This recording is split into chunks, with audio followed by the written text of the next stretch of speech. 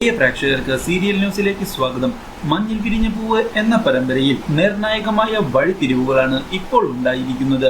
ഭാസ്കരന്റെ മകനെ കാണുന്നത് പ്രതിഭയ്ക്ക് പുതിയൊരു അനുഭൂതിയാവുകയും എന്തുകൊണ്ടോ തനിക്ക് അവനെ വീണ്ടും വീണ്ടും കാണണം എന്നുള്ള ആഗ്രഹം മനസ്സിലുണ്ട് എന്നുള്ള കാര്യം അഞ്ജനയോട് വ്യക്തമാക്കുകയും ചെയ്യുന്നു. എന്നാൽ ഇതേ സമയം ഭാസ്കരനെ ചെന്ന് കാണുന്ന ഭാസ്കരന്റെ മകനും തനിക്ക് എന്തോ ഒരു അടുപ്പം പ്രതിഭയോട് തോന്നുന്നുണ്ട് എന്നും പണ്ടെവിടെയോ താൻ പ്രതിഭയെ കണ്ടിട്ടുള്ളത് പോലെ തോന്നുന്നുണ്ട് എന്ന് വ്യക്തമാക്കിയതിനെ തുടർന്ന് എന്താണ് പറയേണ്ടത് എന്നറിയാതെ പകച്ചു പോകുന്ന ഭാസ്കരൻ അതെല്ലാം വെറും തോന്നലാണ് എന്ന് പറഞ്ഞ് മകനെയും കൊണ്ട് അവിടെ നിന്ന് പോകുന്നു. ഇതേ തുടർന്ന് അഞ്ജന പ്രതിഭ പറഞ്ഞ കാര്യങ്ങളിലെല്ലാം വിനയനോട് പറഞ്ഞതിനെ തുടർന്ന് വിനയൻ തനിക്കും പ്രതിഭയെ മറ്റൊരിടത്ത് വെച്ച് കണ്ടിട്ടുണ്ട് എന്നുള്ള തോന്നൽ ഉണ്ടായിട്ടുണ്ട് എന്ന് തുറന്നു സമ്മതിക്കുന്നു. ഇതിനിടയിൽ അവിടേക്ക് മനു എത്തുകയും വിനയനെ പരിചയപ്പെടുകയും ചെയ്യുന്നു.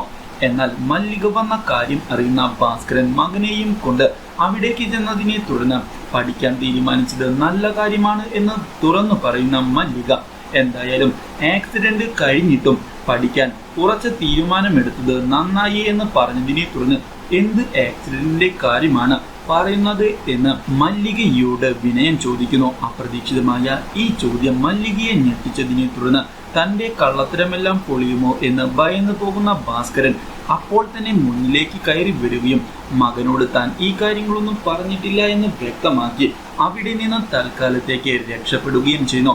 എന്നാൽ എന്തൊക്കെയോ കാര്യങ്ങൾ താൻ അറിയാതെ നടക്കുന്നുണ്ട് എന്നുള്ള തോന്നൽ മല്ലികയ്ക്കും ഉണ്ടാകുന്നു.